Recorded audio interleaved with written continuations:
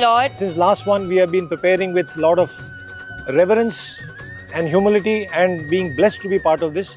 And coming here is such a wonderful atmosphere. The entire team of BAPS Samstha made it so memorable, so exceptionally beautifully organized with a lot of guidance and support.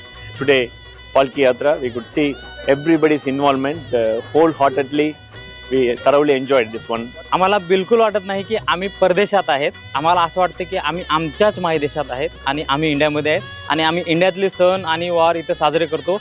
तसं हे filling एक genuine घरचं filling वाटतं आणि खूप खूप खूप आनंद झाला. खूप छान वाटतं. Actually, this mandir in UAE was a long felt desire for all of us. We have been waiting for years. And we are here in the midst of this wonderfully constructed temple. And not only us, people who are older than us, who have been missing this atmosphere of a temple, and the younger generation